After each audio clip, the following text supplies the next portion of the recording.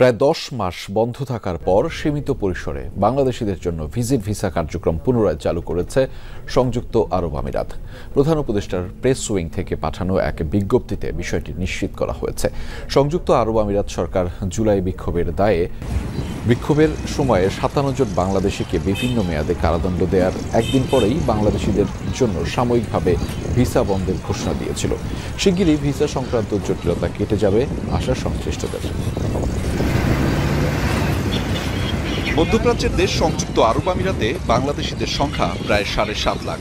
বাংলাদেশি প্রবাসীদের জন্য অনেকটা কাঙ্ক্ষিত গন্তব্য হলেও 2024 সালে দেশটির সরকার বাংলাদেশিদের জন্য সব ধরনের ভিসা বন্ধ করে দেয় সাময়িক সময়ের জন্য। মূলত জুলাই আন্দোলনের সমর্থন জানিয়ে বিক্ষোভ করায় 57 বাংলাদেশিকে বিভিন্ন মেয়াদে সাজা দিয়েছিল দেশটির সরকার। এর একদিন পরেই জুলাই 24 তারিখে সব ধরনের ভিসা বন্ধ করে দেয়া হয়। শুধু বাংলাদেশ নয়, একই সময়ে ভিসা বন্ধ রাখা হয় পাকিস্তান, নেপাল, ভারতের জন্য। তবে 10 মাস পর ভিজিট ভিসার মাধ্যমে কার্যক্রম পুনরায় চালু করেছে সংযুক্ত আরব আমিরাত। রবিবার ঢাকায় প্রধান উপদেষ্টার বিশেষ দূত লুৎফে সিদ্দিকীর কার্যালয়ে সাক্ষাৎ করেন বাংলাদেশে নিযুক্ত UAE রাষ্ট্রদূত আব্দুল্লাহ আলী আল কুমুদি। তিনি নিশ্চিত করেন বিষয়টি, জানান বর্তমানে ঢাকায় অবস্থিত UAE দূতাবাস থেকে প্রতিদিন 30 থেকে 50টি ভিজিট ভিসা ইস্যু করা হচ্ছে।